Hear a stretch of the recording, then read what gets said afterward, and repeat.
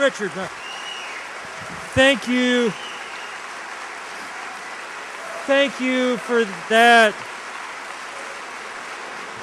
Richard, thank you for that kind introduction and for all your good work.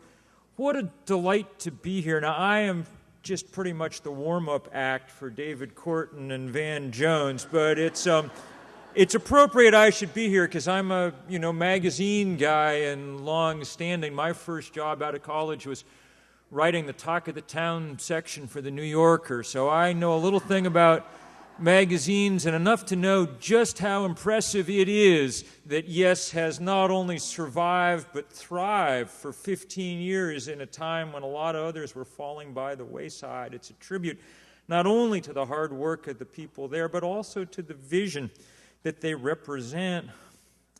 And I got to tell you, I mean, you all are here in wonderful and funky Seattle on the West Coast, and I'm from the East. I'm a Methodist Sunday school teacher. I live out in the woods.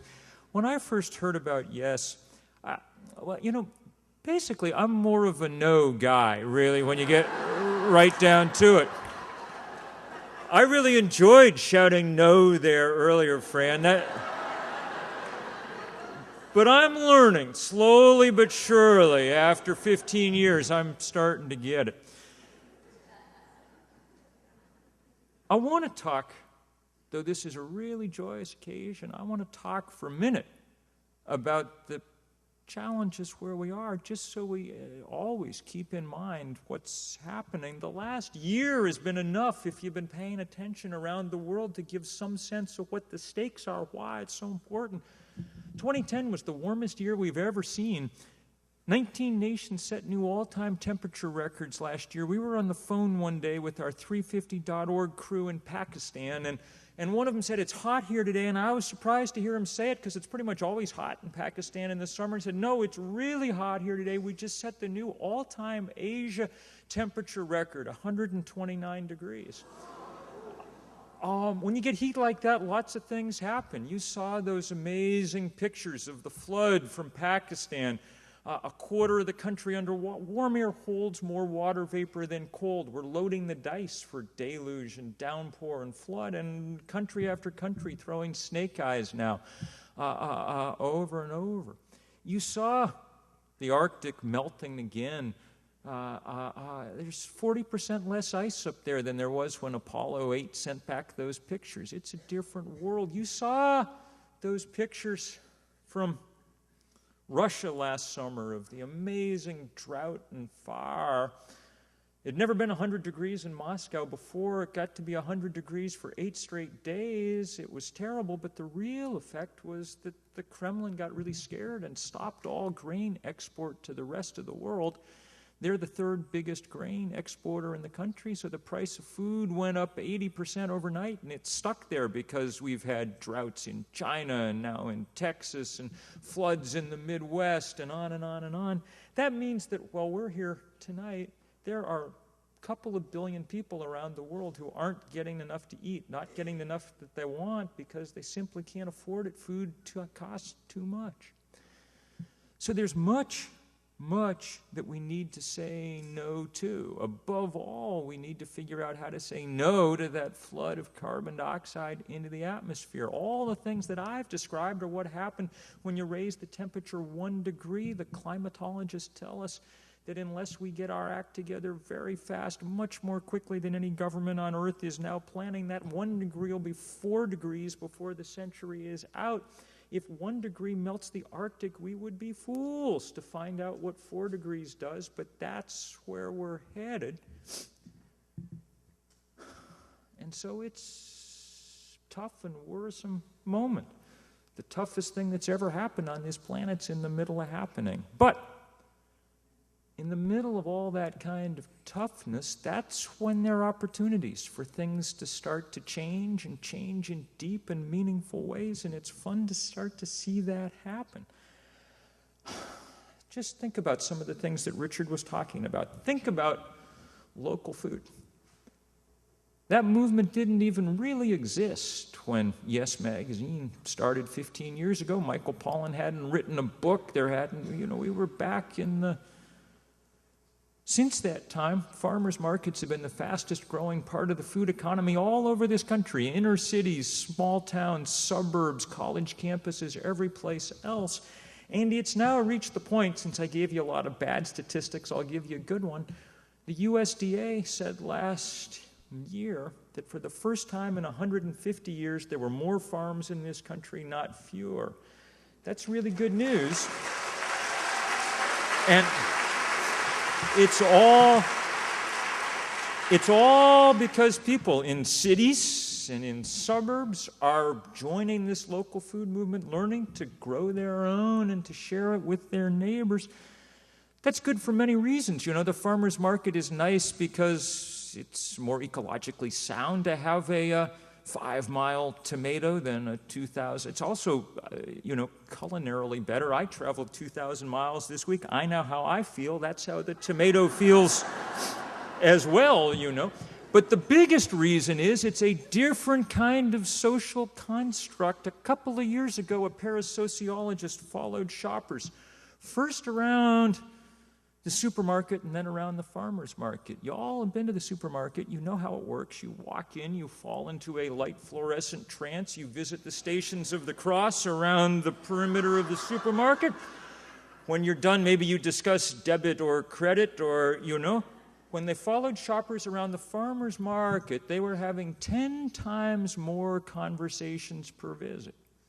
They were doing the work of rebuilding the community that we have let dwindle in this country, that community that is the most important thing that we have, that community that we've got to somehow activate again. And one of the ways that we have to do that is not just with doing beautiful things in our community, but figuring out how to make those things add up to more than the sum of their parts, because we have very short time and very great work to do if we're going to deal with things like climate change. That work of politics, which we sometimes think of as a dirty word, is in fact absolutely what community means. It means all of us coming together to figure out how we're going to govern our common life. And in the last few years, though, it's not it's not what I really want to do with my life. I'm a writer, Writers are sort of self-selected to want to sit in their room and type, Given my druthers, that's what I'd be doing. But in the last few years, with people around the world, we've been trying to figure out how finally to build this movement around climate change that we should have built long ago. I'm going to tell you just a couple of stories because I want you to know, since Vandana couldn't be here tonight, I want you to have some sense of just the international scope of the kind of work that you're doing and who your colleagues and whatever are around the world. We started 350.org 3 years ago when the NASA team published that study saying that 350 parts per million CO2 was the most we could have in the atmosphere if we wanted a planet similar to the one on which civilization evolved and to which life on Earth is adapted. Strong language, and stronger still when you know that outside today it's 390 parts per million CO2. That's why the Arctic is melting. We started this thing called 350.org not because we thought 350 was such a brilliant rallying cry. It's not like I have a dream or something, but because as we were working around the world, the problem is that people everywhere insist on speaking their own language, and it makes things difficult. But Arabic numerals cross those linguistic boundaries, so we figured we had a chance when we started. There was me and 7 22-year-olds from Middlebury College, where I hang out a little bit. 7 was a good number because there are 7 continents, so each one of them took one. And we set out to work. The guy who got the Antarctic also got the internet, because it's its own continent. And we set out to organize, and we did training camps with people all over the world, and we had no idea really how it was going to come out. We set the day for the first big global day of action on October 24th, 2009. And we were gathered down in the office, a little office that someone had lent us in Lower Manhattan. A the week beforehand, putting out press releases and doing all the last-minute chores, but we got the first sense it was going to work 2 days early, October 22nd. We got a phone call, and there was a 17-year-old girl that we'd worked with in Ethiopia named Lily. She'd come to one of our training things and gone back to organize, and she was in tears. She said, the government has taken away our permit for Saturday. We can't do what we were planning to do. We're doing it today, so they can't stop us, but we are so sorry. We don't mean to be jumping the gun. We don't want to spoil it for everybody. And we have 15,000 people in the street right now in Addis Ababa. Let's see, there it is.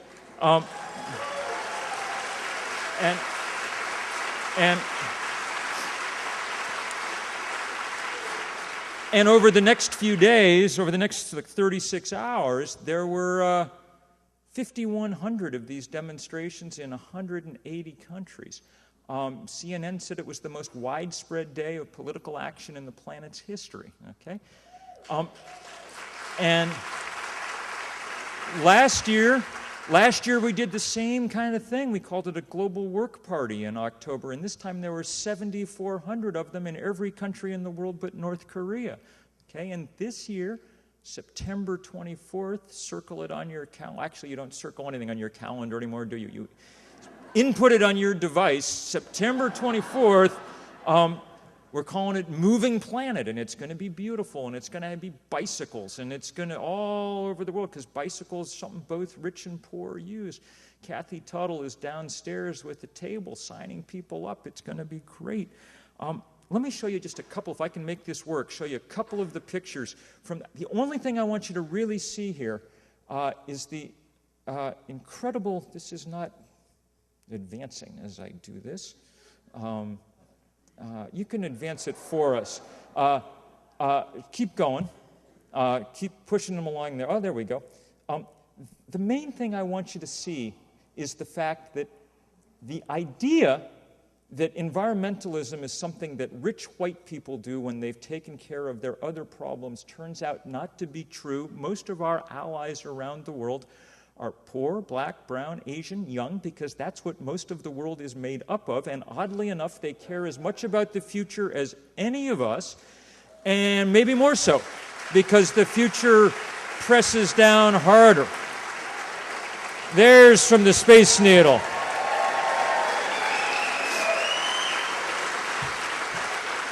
That's looking down from the big Space Needle. It was a glorious day, and all these days have been glorious, and all of them have not yet added up to enough, all right? We're still losing. We're still losing because of the enormous financial power of the fossil fuel industry, and that's the kind of power we're going to have to figure out how to break, and break soon. Since I'm pretending these days to be an organizer, let me organize for a little while. Let me see if I can turn this off now. I could show you pictures all day, but let me tell you about what I want. The theme tonight is ideas into action, okay? So I'm just going to tell you very straight up about action that we need you to take. Washington State suddenly finds itself in a very useful and interesting position. There is a huge pile of coal out there in Montana and Wyoming in a place called the Powder River Basin. Environmentalists here and around the country have done a good job of stopping new coal-fired power plants. 5 years ago, there were 150 on the books. Now there's only 15 or 20 of those that have any chance of getting built. That's a great victory of which we should be enormously proud. But that means that the guys who own all that coal in Montana and Wyoming need someplace else to sell it. The someplace they've decided on is China. In order to get it to China, they need to get it to the Pacific and put it on a big ship. In order to do that, they need to travel it through the state of Washington, and they probably need a deep water port. The place that's the leading contender right now is the town of Bellingham up there by the border, all right? Now, That coal port fight is your great opportunity to do something unbelievably heroic. You can make an enormous difference. You can put the cork in that bottle and keep that coal in the ground where it is safe. If they can't get it to market, they won't mine it, all right? I was in Bellingham last night for the kind of kickoff of this thing, and there were 1,000 people who came to the Village Green. They said it was the biggest gathering on the Village Green ever, and 800 of them signed this petition that Climate Solutions and others are putting around. It's going to be circulating in here. I heard that the capacity of this place was 832. So I have high expectations that how many names will be on this petition time we're done. I also just heard a couple of minutes ago that one of the things we were asking people to do last night was come to a little information session, listening session that the mayor was holding. We apparently did our job well because 300 people came to the session and there were 200 stuck outside in the street demanding to get in. This is one of these cases that's kind of dear to my heart because you get to say no. But by saying no, you are saying yes in a very serious way. When we say no to business as usual, then we say yes to a different way of doing things. And that different way that is starting to emerge is going to be spectacularly beautiful. It's going to be people using the wind and the sun to get done what we need doing. It's going to be a farmer's market in electrons like we have a farmer's market in food. It's going to be potentially the start of a decentralized, democratic energy system that allows for real economic justice in this country, not the kind of centralized, conglomeratized, monopolized thing that we have at the moment. We are in a desperate place, in a really desperate place. We have to make change or else terrible things will happen. But if we make that change, then great things will happen. And those great things are the things that Yes has been writing about for years. They're the things that you've been working so hard to make happen. Now, in the next little while, you've got this special chance in Washington to really do something about it, and we cannot wait to watch as you do it. I can't guarantee that we're going to win this coal port fight. I can't guarantee we're going to win the global warming fight. There are scientists who think we've waited too long to get started and political scientists who think the odds are too high. All I can tell you is that all over the world, including in lots of places where nobody has done a damn thing to cause these kind of problems, all over the world, you have brothers and sisters, allies, ready to go to work. It is such a pleasure always to be with them and such a pleasure to be with you and just say thank you, thank you.